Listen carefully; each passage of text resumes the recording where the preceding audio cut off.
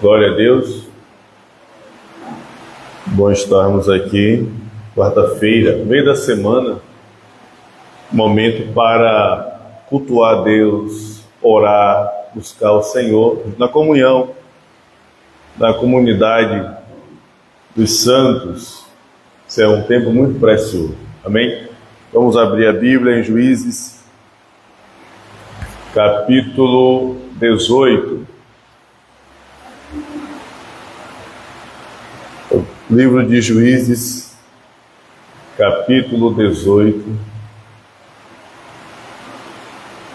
Vamos dar continuidade, sequência a esse livro de Juízes, com o capítulo 18, que é uma continuidade do capítulo 17. A história segue. Vamos fazer a leitura aqui no início do capítulo 18.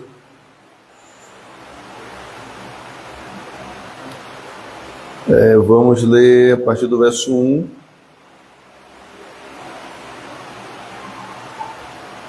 E em diante. Vamos lá. Diz assim: Naquela época não havia rei em Israel, e a tribo de Dan estava procurando um local onde estabelecer-se, pois ainda não tinha recebido herança entre as tribos de Israel. Então enviaram 5 guerreiros de Zorá e de Estaol para espionarem a terra e para explorarem a terra, para espionarem a terra e explorá-la. Esses homens representavam todos os clãs da tribo. Disseram-lhes: vão, explorem a terra. Os homens chegaram aos montes de Efraim e foram à casa de Mica, onde passaram a noite. Quando estavam perto da casa de Mica, reconheceram a voz do jovem levita, aproximaram-se e lhe perguntaram: quem o trouxe para cá? O que você está fazendo nesse lugar?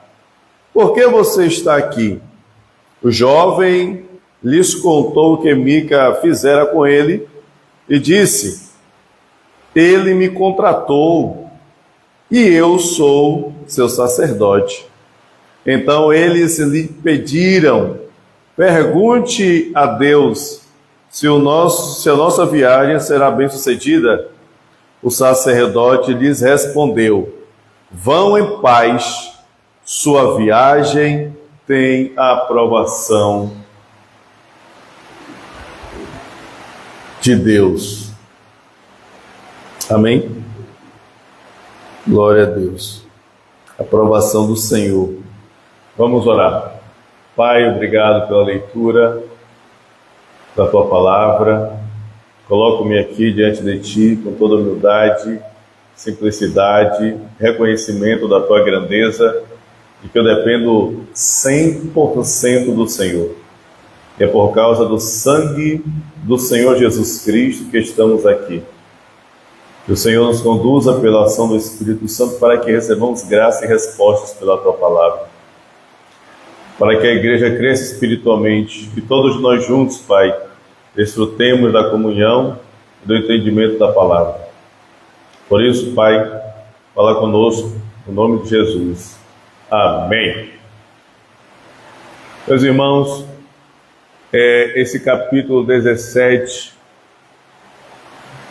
do livro de Juízes, que nós vimos na semana passada, está sendo emendado com o capítulo 18. A história segue. Nós vimos no capítulo 17 a história deste homem chamado Mica.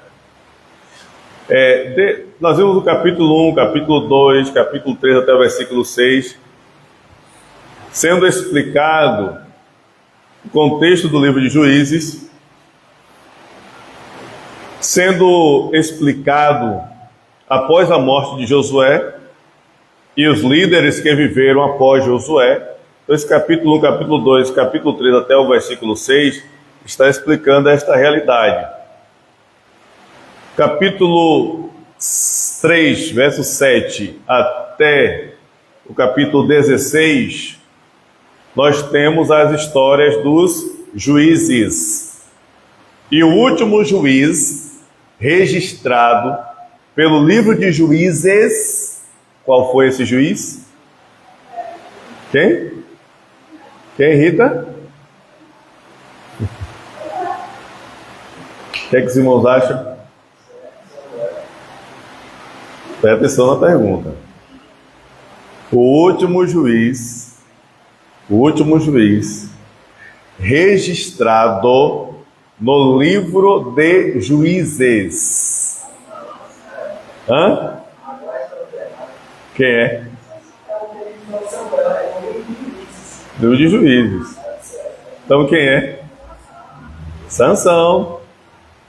Sansão foi o último juiz registrado no livro de Juízes. Que depois tiveram ainda mais dois juízes. Eli, Samuel. Depois de Samuel veio o período dos reis de Israel. Mas até Sansão, aí nós vemos do capítulo 17 até o capítulo 21 desse livro de Juízes, muito bem, é como se ele pegasse durante todo esse período e nos contasse uma particularidade do período. Porque sempre, quando a gente olha o livro dos Juízes, o que a gente observa? Que o povo, quando o juiz morria, o povo se rebelava contra Deus, fazia as práticas contrárias, adorava outros deuses, andava nas práticas dos povos daquela terra, eram seduzidos pelas iguarias, eram seduzidos pela terra. Então se entregavam às coisas e aos costumes daquela terra. Amém? Glória a Deus. Então, aí a gente observa o quê? Quando começa o livro, começa a história para entrar um juiz, é porque houve um período de paz. Nessa paz, ao invés deles buscarem mais a Deus, eles se entregavam às coisas contrárias. E aí o texto diz: e o povo não obedeceu ao Senhor, entregou-se aos deuses e tal, e todas as coisas. Eles não fizeram o que agrada ao Senhor. Por isso o Senhor os entregou nas mãos dos amalequitas, dos midianitas, dos filisteus. Então a gente observa. Aí o capítulo 17 e o capítulo 18 nos dá uma visão sobre esse período de uma forma mais detalhada. Porque a gente observa o quê? O texto dizendo, por exemplo, aqui quando nós lemos a Sansão, Sansão foi levantado. Nessa época, quem dominava Israel eram quem? Quem era que dominava? Os filisteus. Então, o povo estava sob o jugo dos filisteus. E por que isso? Porque eles tinham se afastado de Deus, se rebelado contra Deus. Quando nós vemos Gideão também, que lutou contra os midianitas, a mesma coisa. Eles haviam se afastado de Deus, rebelaram-se contra Deus,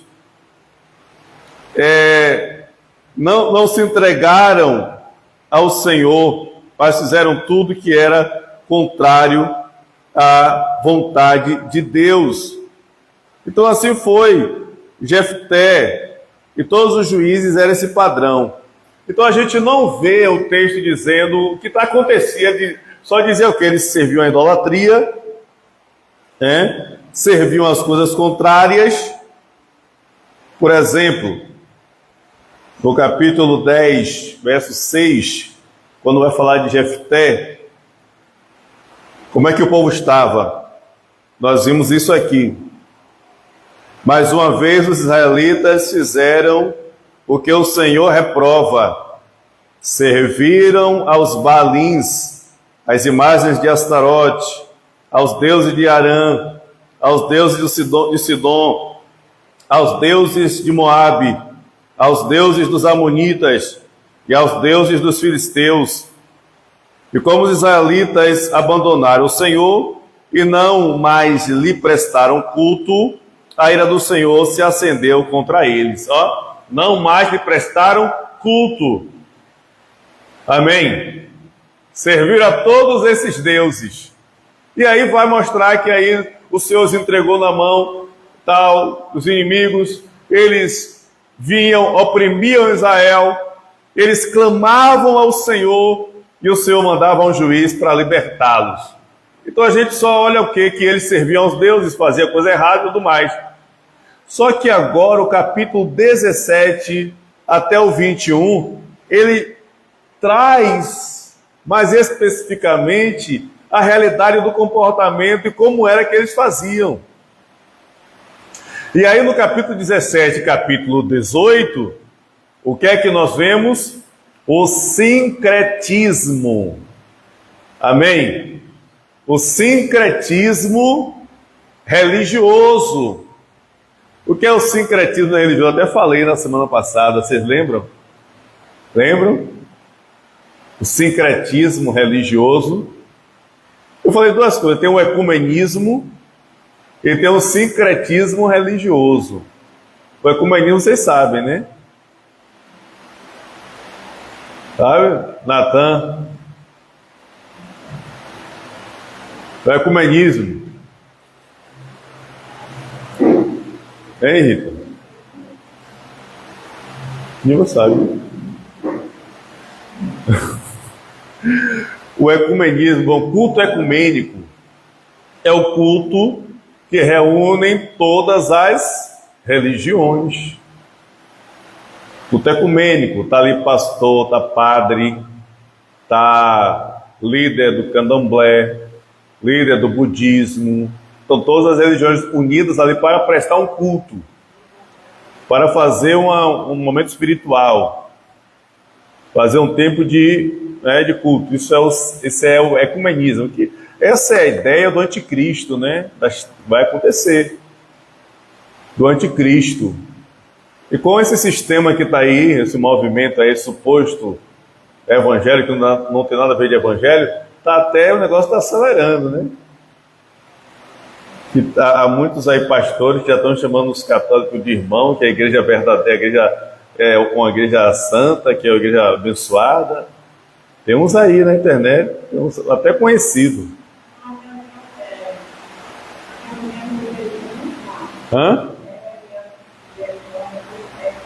O ecumenismo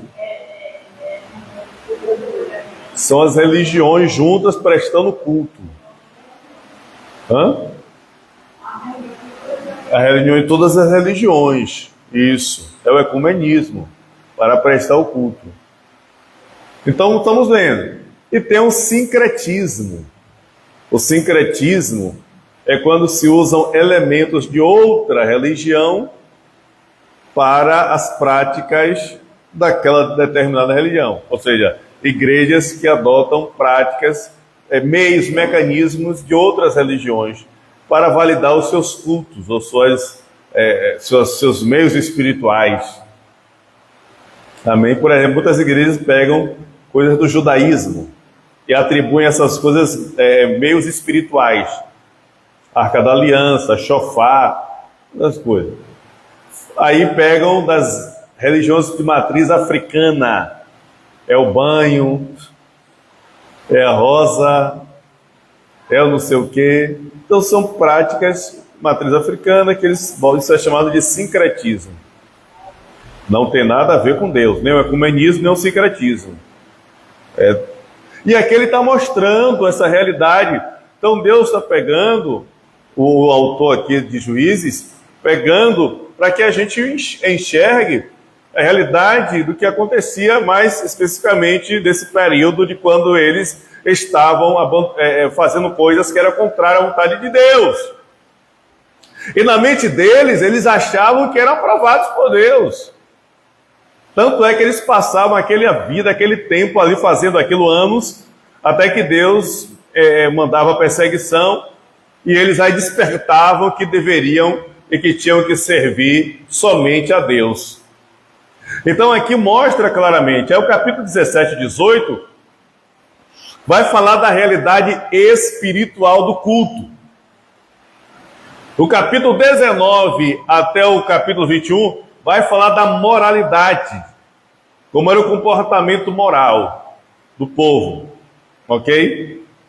Então, nós vimos que no capítulo 17 havia Mica, que ele tinha um santuário e que ele roubou a mãe, por causa da maldição, trouxe de volta os bens, e dali, resumindo, como nós vimos na semana passada, daquela prata que ele roubou, uma parte daquela prata foi doada para que se fizesse um ídolo. Ele já tinha um santuário, aquele ídolo só fez compor mais uma peça lá do seu santuário que havia os deuses familiares. Não satisfeito com isso, ele nomeou seu filho sacerdote, fez o manto sacerdotal. Então ele achando que essa prática era algo corriqueiro não, algo normal e que atrairia a aprovação de Deus. O levita foi para lá, ele recebeu esse levita e tirou seu filho e nomeou o levita. Como agora sim Deus está no negócio, porque o levita que realmente foi especificamente a tribo de Levi nomeada para prestar o culto e adoração. Então agora nós estamos aprovados porque Deus mandou o levita, nas minhas palavras. Então o levita ficou sendo sacerdote. Ele diz: seja meu pai sacerdote. Pai é que dá direção, sacerdote de movimento espiritual. Assim foi. Capítulo 18. Capítulo 18. Ele estava feliz lá com a situação. Aí veio o capítulo 18 mostrando da tribo de Dan. A tribo de Dan estava buscando território, região, um local de habitação. Era o período dos juízes. Josué foi o período da conquista. Quando chegou o livro de Juízes, ele mostra ainda esse momento do final da conquista. Então ele está pegando esse ponto que ainda uma tribo não havia cumprido claramente o que Deus havia estabelecido, que é dominar a terra. E nesse momento eles atentaram para tomar posse de algum lugar. Então eles mandaram uma equipe de reconhecimento. 5 guerreiros foram enviados para espionar a terra. E eles passaram por Efraim até chegar à casa de Mica, que tinha todo o aparato lá, sacerdotal e tudo mais. Então eles, como nós lemos aqui, eles consultaram o sacerdote, que era um costume, para saber se havia aprovação de Deus. E automaticamente ele declarou a aprovação. E aqui é um ponto muito importante, pois nós lemos aqui no capítulo 18, no verso 5, então eles lhe pediram: pergunte a Deus se a nossa viagem será bem-sucedida. O levita tornou-se sacerdote nomeado por Mica. Beleza. Só que o seu sistema sacerdotal era envolvido com a idolatria. com ídolos e deuses familiares. Então a mistura é o sincretismo, né? A mistura das práticas religiosas. Aí vem o pessoal perguntar: vem cá, Deus está no negócio da nossa viagem, vamos ser bem-sucedidos, vamos ter êxito, vitória. E automaticamente ele dá a resposta. Não mostra aqui no texto que ele foi consultar lá no santuário ou nada. Na sequência, a gente já vê a resposta dele. E qual foi a resposta à pergunta? No verso 6, o sacerdote lhes respondeu: vão em paz, sua viagem tem aprovação de Deus. Irmãos, Deus, ele usa meios e métodos e formas. Deus é Deus. A pessoa não pode pensar que essa realidade aqui significa que Deus está aprovando o contexto que eles estavam vivendo. Qual era o contexto que eles estavam vivendo? Contexto místico de sincretismo. Vou adorar Deus, eu reconheço o único Deus, mas eu tenho os deuses familiares que Deus abomina. Então não podemos entender essa realidade como uma aprovação do contexto que eles viviam da parte de Deus. Há muitas pessoas que vivem assim hoje. Vivem fazendo coisas contrárias e tal, mas porque... Eu até falei da semana passada, né? Nilva tem uma... Até Nilva se deparou com muito dessa situação, com pessoas, né, Nilva, que querem aprovação vivendo numa prática errada, contrária, pervertida, até idólatra. Mas chamam os gurus espirituais. São gurus espirituais, supostos profetas e profetisas, para dizer aprovação. Vem cá, será que eu vou prosperar nessa situação? Vá, que Deus vai te prosperar e tal, beleza, papapá. Então não pode achar que a realidade que aconteceu uma situação, de uma resposta, é a aprovação do contexto que a pessoa vive. Aqui a gente vê isso claramente. Porque ele deu a resposta, não vai dar tudo certo. Beleza. Quando a gente viu lá Acã, uma capa que ele escondeu, Deus disse: olhe, vocês vão fracassar. E eles fracassaram. Acã teve que ser revelado ali o pecado, a purificação tal. Só que eles entraram aqui num padrão de altos e baixos, de coisa que Deus permitia que as coisas fossem, até que o juízo fosse levantado. Então, ele deu essa palavra: não vá, está tudo certo. Mas por que também? Porque Deus já havia dito. O que é que Deus havia dito para Israel? A terra é de vocês. Eu dou a vocês. Conquiste-a. Elimine os povos que a habitam. E tomem posse da terra. A terra pertence a vocês. Deus já havia dito. Nem precisava consultar ninguém.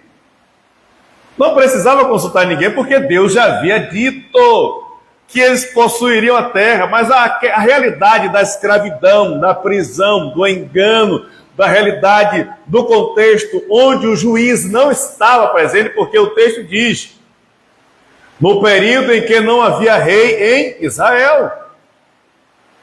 Não havia rei em Israel. Ou seja, um período em que o juiz não estava presente. Não havia um rei que governasse, que liderasse, e o intervalo onde o juiz havia morrido. Então não havia rei, não havia direção, o povo vivia segundo o seu próprio coração.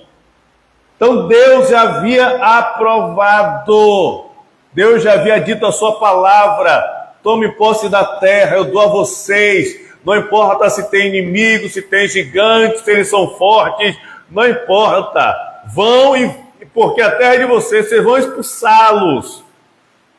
Mas ele veio, viu essa realidade do sacerdote, e aí perguntou ao sacerdote sobre a ida deles. E o sacerdote disse: vá em paz, porque Deus está no negócio.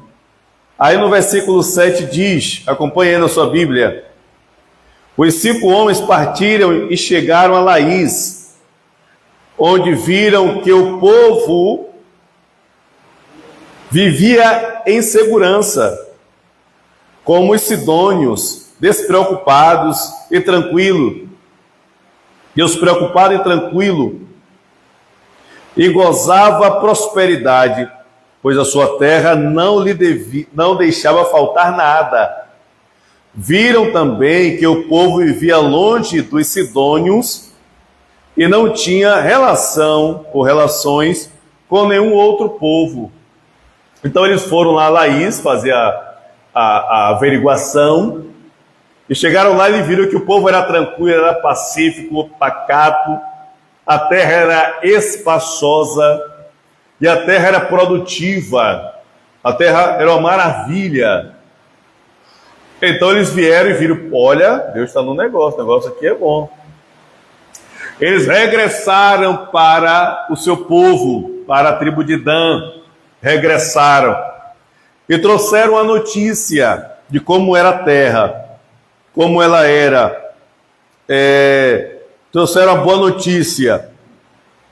No verso 8, verso 9, no verso 9 ele responde: eles responderam: vamos atacá-los, vimos que a terra é muito boa, vocês vão ficar aí sem fazer nada? Não hesitem em ir apossar-se dela. Chegando lá, vocês encontrarão um povo despreocupado e uma terra espaçosa que Deus pôs nas mãos de vocês, terra onde não falta coisa alguma. Eles descrevem a terra, a boa terra, a maravilhosa terra, mas é a terra que Deus já havia dito que era deles, por intermédio de Josué. Era a promessa, a divisão da terra. Mas eles foram lá e tal, constataram, retornaram, e muito bem. Daí, verso 11: então 600 homens da tribo de Dan partiram de Zorá e de Estaol, armados para a guerra. Olha aqui, 600 homens. Nós vimos lá que na cidade de Ai, vocês lembram quando Josué foi na cidade de Ai? Foi a segunda cidade que eles foram conquistar. A primeira foi Jericó, a segunda foi Ai. E eles disseram: nós não vamos mandar um grande exército todo para não cansar o exército. Vamos mandar quantos homens? 3.000. Vamos mandar 3.000. É uma cidade pequena, vamos lá, 3.000 vai dar conta.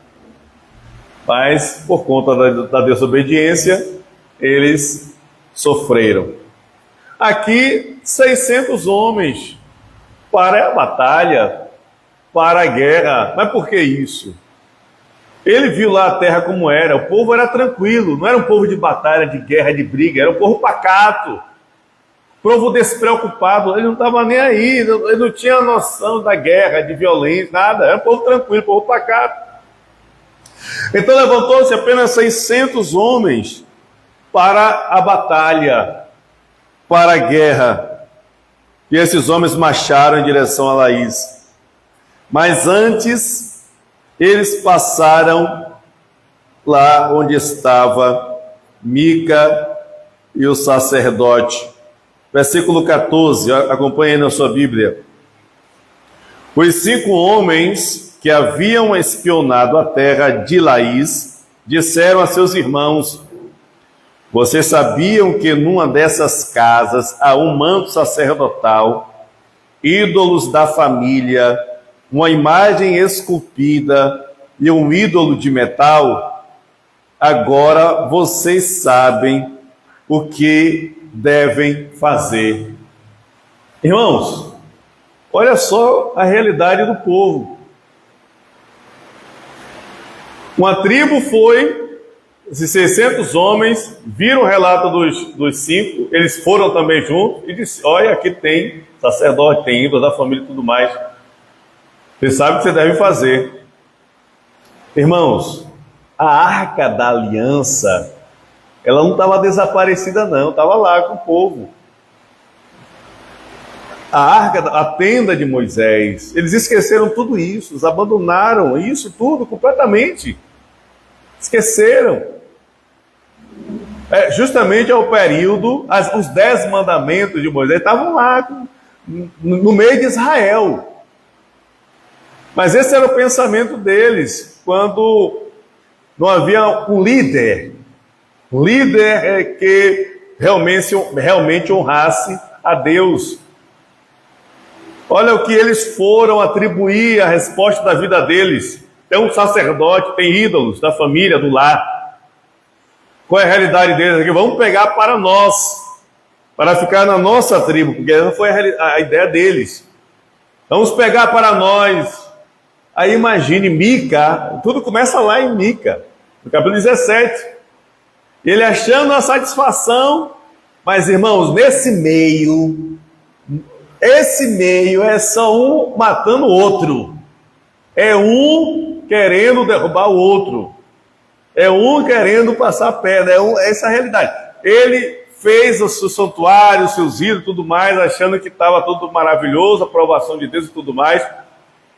Vem a tribo de Dan, veio 600 homens. Vai lá, vocês sabem o que tem que fazer. E o que é que eles vão fazer? O que é que eles vão realizar? Verso 18.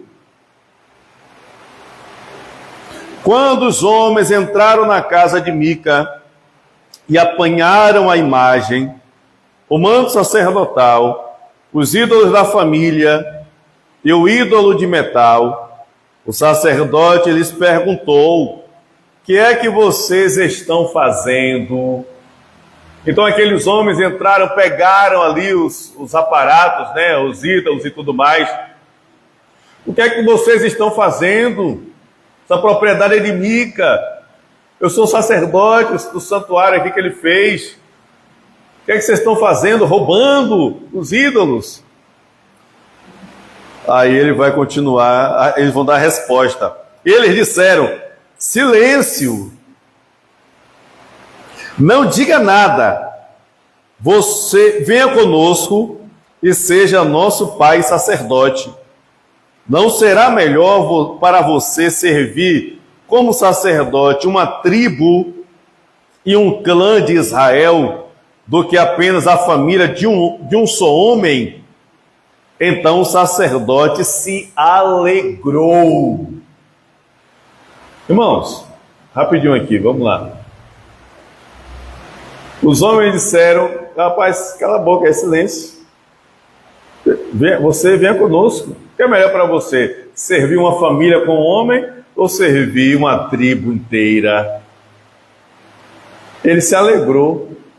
Quando Mica chamou ele para o sacerdócio, quando Mica chamou ele veio que: você é quem? Não, eu sou de Judá, sou levita.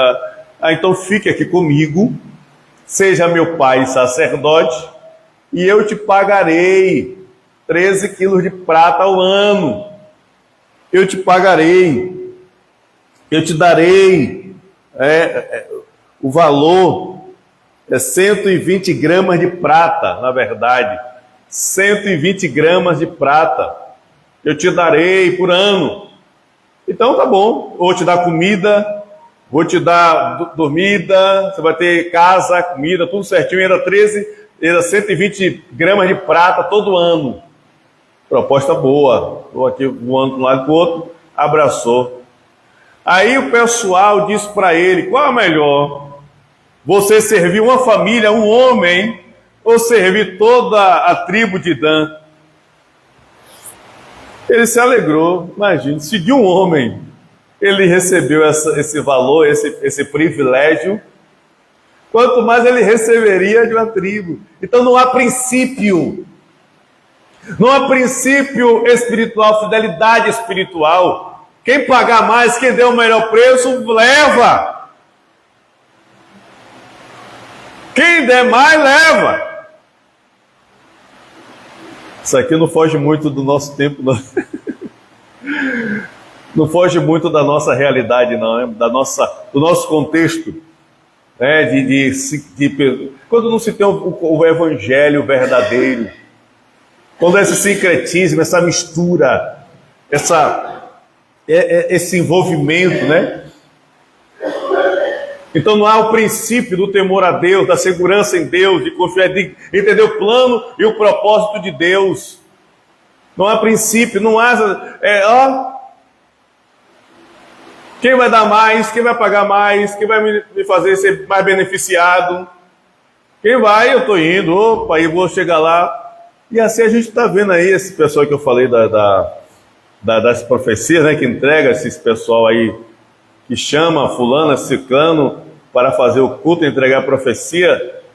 Você acha que é de graça essa profecia? Você acha que é de graça?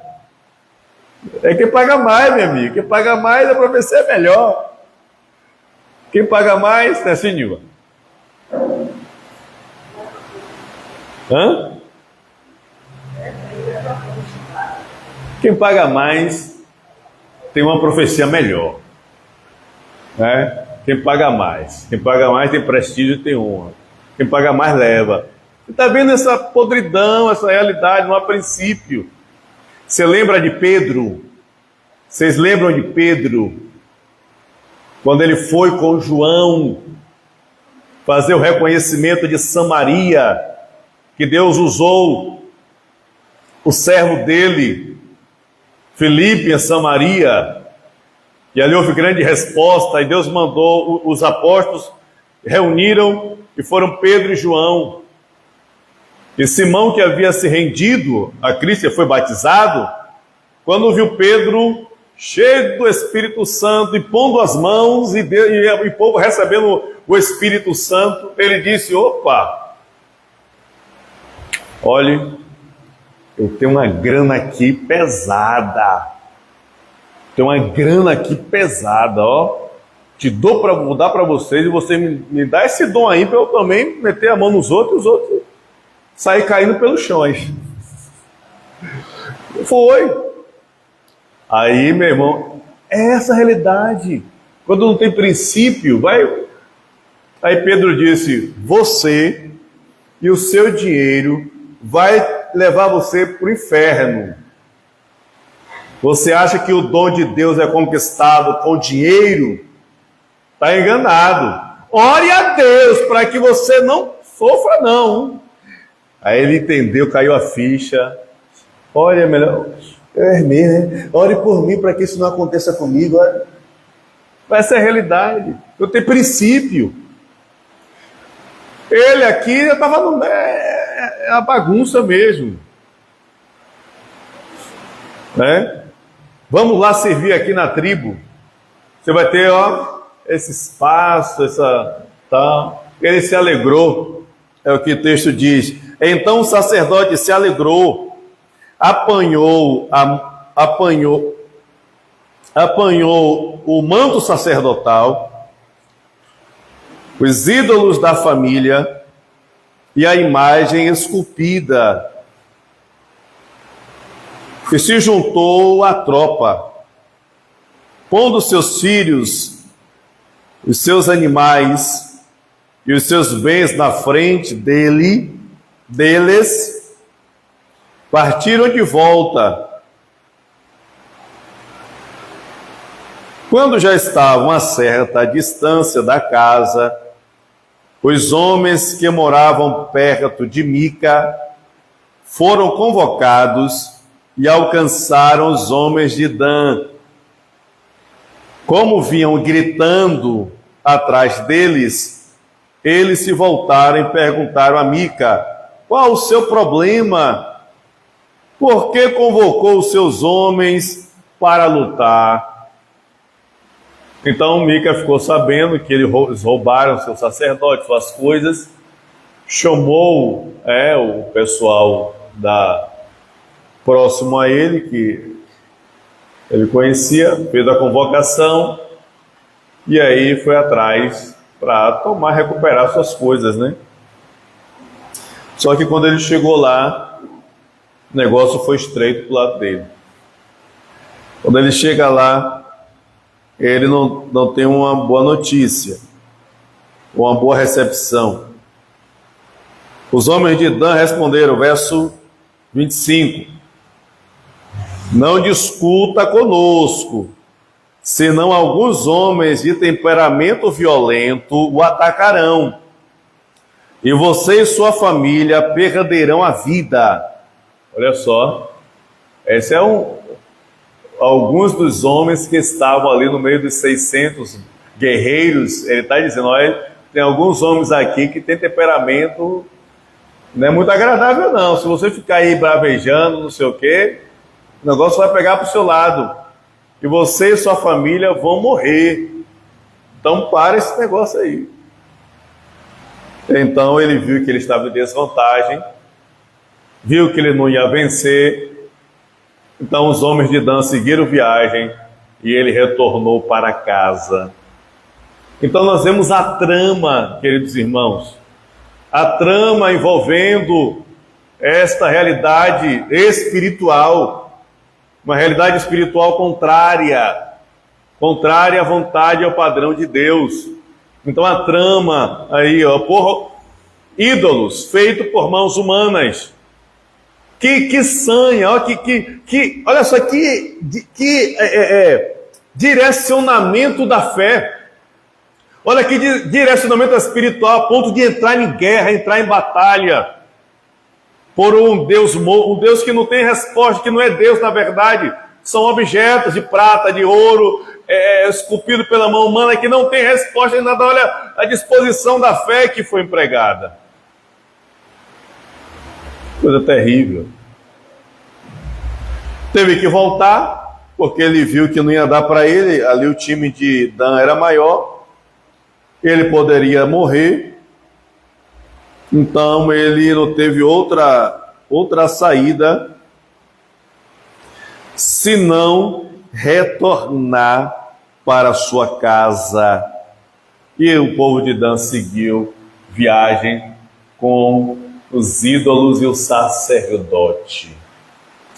Esse era o nível espiritual quando o povo estava entregue ao seu próprio coração, sem que houvesse uma liderança. É só inveja, ganância, atrás de coisas que não tem nada a ver, que não tem valor, que não tem sentido espiritual.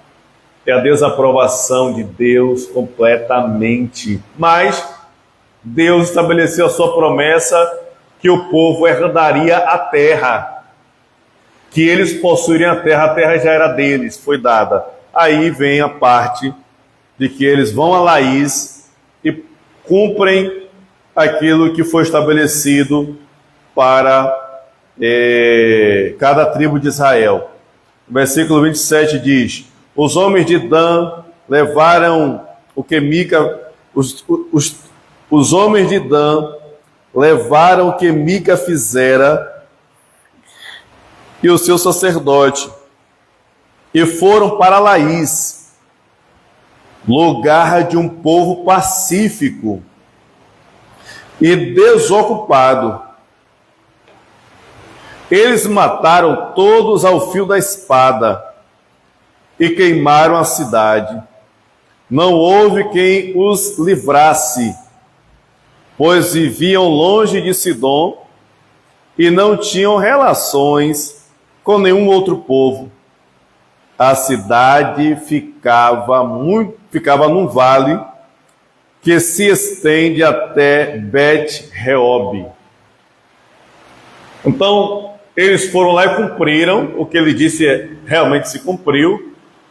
Eles foram lá, Deus prosperou, porque na verdade Deus já havia dado esta palavra, que a terra é do povo, cada um na sua parte, cada um na sua porção. Ali fazia parte da porção de Dan, e Deus simplesmente os abençoou, porque já era o plano de Deus, já era a palavra de Deus, antes mesmo deles consultar aquele sacerdote. Eles se estabeleceram, mataram todo mundo ali, tomaram posse daquela terra, uma terra boa, bacana, tal. Mas a gente vê o enredo que eles pegaram, que o autor de Juízes pegou. E você sabe quando você tem um mapa que está difícil de enxergar lá, você só vê o geral.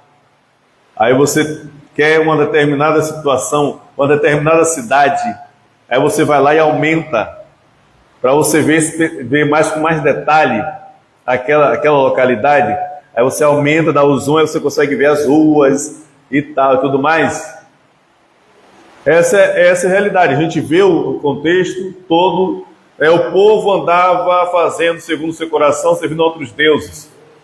Aqui ele mostra, abre, faz o zoom, né? Para que a gente observe como era o comportamento que eles viviam, sincretismo. E era isso que eles viviam e que Deus abominava e que trouxe destruição e opressão e escravidão para eles. Então, nós aprendemos com essa palavra que nós precisamos servir somente a Deus, tomar o cuidado com os sincretismos, ou sincretismo religioso, tomar muito cuidado com isso, manter somente a fé em Deus, unicamente e exclusivamente em Deus, e seguir a sua palavra, somente a sua palavra. Amém? Glória a Deus. O capítulo 19 até o 21, nós vamos ver o reflexo da espiritualidade deturpada. Vamos ver a moralidade do povo, como é que eles vão responder, como eles vão viver essa moralidade. Nós vamos ver do capítulo 19 até o capítulo 21. Amém? Deus abençoe. Eu te convido a você ler esses capítulos, tá? Faça a leitura, a meditação, para que na quarta-feira que vem você possa estar bem inteirado aí do assunto. Amém, irmãos? Glória a Deus. Vamos finalizar, vamos dar os avisos para a conclusão do culto coletivo, em nome de Jesus. Amanhã é feriado, né? Não é feriado amanhã? Muito bem, muito bem. Então, sexta-feira é o culto na direção de quem, Nilva? Dos varões. Sexta-feira é o culto na direção dos varões. Sábado, Natan, filho.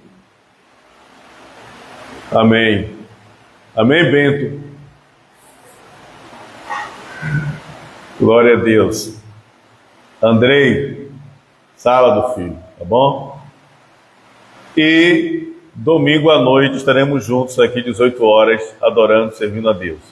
Irmãos, nós estamos preparando para o ano novo, tentando arrumar nossa igreja aqui, pedindo graça ao Senhor para ir ajeitando, tá?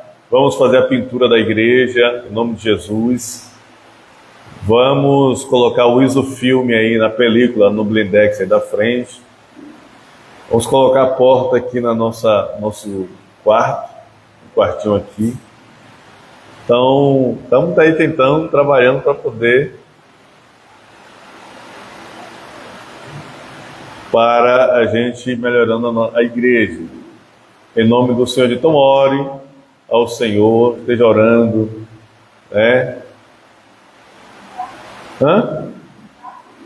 Vamos pintar a igreja. Vamos pintar em nome de Jesus. Dar uma pintura e tal. E esteja orando para que a gente siga avançando e vejamos aqui a nossa igreja construída completamente. Amém? Nessa oportunidade aí dos irmãos que vêm de outros países, nós já poderíamos estar hospedando alguns. Vamos chegar lá nesse tempo, em nome de Jesus. Amém? Irmãos, não se esqueça da irmã Tânia Maria, nossa irmã Tânia. Ela está no processo de recuperação. O braço, teve uma complicação, foi para o hospital. tem que segurar até cicatrizar totalmente. Ela está avançando, está indo, mas siga orando por ela, em nome de Jesus, tá bom? A nossa irmã Tânia Ribeiro, lá, São Tomé e Príncipe, não deixe de orar por ela. E nós estamos ali no propósito, uma campanha, podemos assim falar, da arrecadação, está lá no grupo da igreja, arrecadação para fazer toda a cerca da Casa Amarela. Então estejamos juntos lá, que o Senhor abençoe, que consigamos, que dê tudo certo, que Deus levante pessoas para ofertar, precisa levantar R$5.000. Que Deus faça um milagre aí, mas a gente não pode esperar 5 mil, a gente vai 100, 200, 50, 30, vai abençoando, e uma hora chega, de repente Deus abençoa um irmão aí, uma irmã, ganha uma bênção aí, e aí, glória a Deus, amém?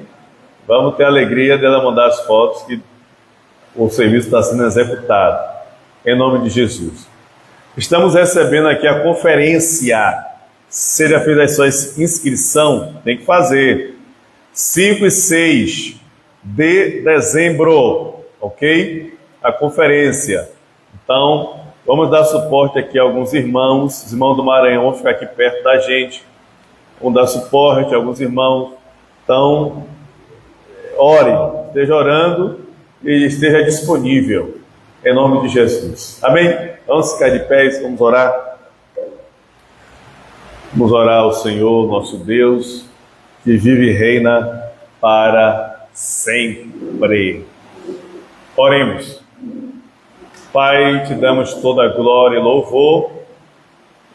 Te agradecemos por tudo, ó Deus, que o Senhor tem feito. Fortalece a tua serva, missionária Tânia Maria. Restaura a tua filha completamente, Pai, para a glória do teu nome. Abençoa a missionária Tânia Ribeiro. Guarda a tua filha, Senhor. Prospera o trabalho que ela está fazendo lá em São Tomé e Príncipe.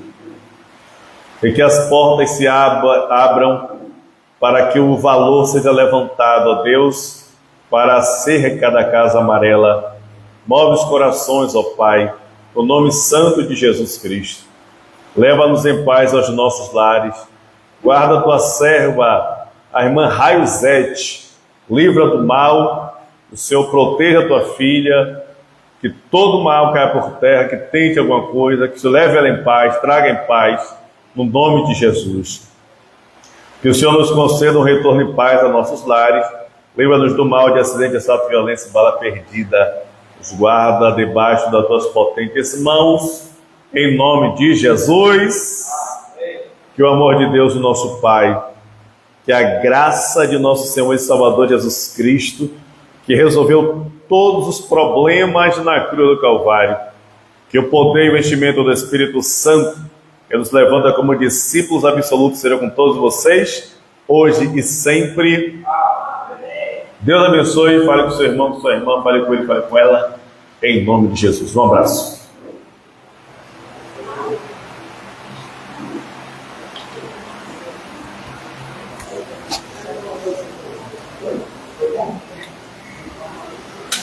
Perfect.